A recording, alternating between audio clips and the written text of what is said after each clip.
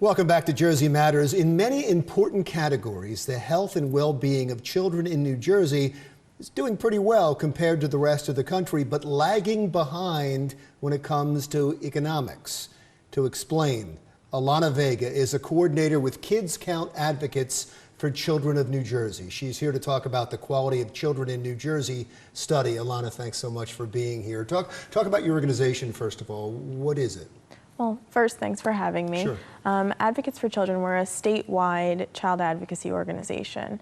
So we're part of this Kids Count network, which is funded by the Annie Casey Foundation. They're based in Baltimore, Maryland, and they have a state-by-state initiative to track statistics on the well-being of children. And I looked at the categories, and you break them up into health and economy and education. Mm-hmm. And in education, doing pretty well, and in health, doing pretty well, actually pretty good.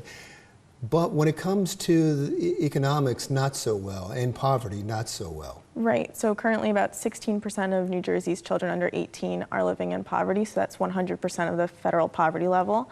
But the measure that we're doing the worst in on the economic rankings is actually children living in households that have a high housing cost burden. So more than 40% of our kids in New Jersey live in households that spend too much on housing. So that's about 30% or more of the household income goes towards housing. Now, what are these statistics used for? Because statistics in and of themselves do no good unless somebody acts on them. Right. So the Casey's desire, and also AC&J's desire, is that people will use these stats to identify areas that are in need of attention. Stats can be used to refute misconceptions, they can be used to highlight a success, and so we hope that people will look at this. It's easy to approach, it's very user-friendly, and they'll look at this data and say, what can I make a difference in? Well, it's no surprise that housing in New Jersey is too expensive. Right. But when it affects the poverty level, when it affects a child's well-being, that's a whole nother issue. Right. Do you make suggestions? Do you make recommendations based on that? Because I would assume that you're talking about subsidies for housing.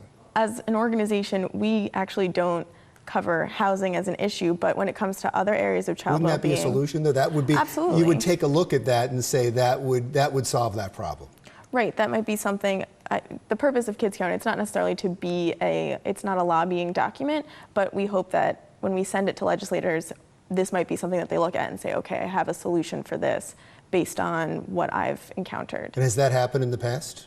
It has on different issues. We also track school breakfast figures, and we noticed that New Jersey was doing really poorly in school breakfast, and that was something that our organization started tracking data on and showing these are school districts that could serve more eligible kids a free meal in the morning, and legislators looked at the data and said these are federal dollars we're missing out on, and so they took advantage of that opportunity. I don't want to focus completely on the negative because most of it was positive. Where are we doing really well? So New Jersey historically has done very well in the education domain. We're second in the nation on that. We have a very high percentage of kids, young kids, ages 3 and 4, attending preschool and nursery school. We have a high graduation rate. We have a high rate of students graduating from high school on time, and that's put us ahead of the rest of the nation in that. You also talked about the health of children. Mm-hmm. How are we doing there? On health, we are in 12th place. Not the best, but also not the worst. What drags us down? I think other states may just have better systems, perhaps, in addressing those specific areas of child health. I mean, New Jersey, there are some things we can celebrate in that domain, even though we are 12th.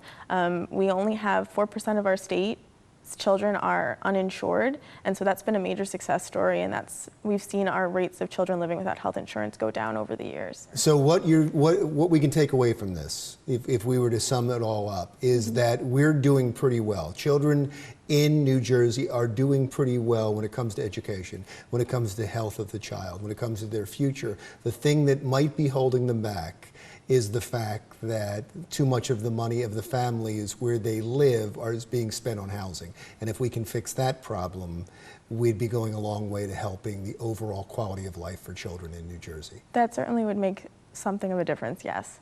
Are we going the right direction, by the way? You said you're doing this every year. In certain areas, we keep seeing improvements. There are some areas that are stubborn, and when you're talking about fixing child poverty, that's something that's a little hard to do. So, but it seems like there's an easy fix. I mean, I'm saying easy like I have the money, but right. It seems like at least we know what the problem is, and if we can go after that problem, we can help alleviate the problem. Right, and that's why it's important to keep tracking the data and see what's working and what isn't. Well, I hope something happens. Thank you so much, Alana. Thank you. I appreciate you being here. Alana Vega, coordinator with Kids Count, Advocates for Children of New Jersey.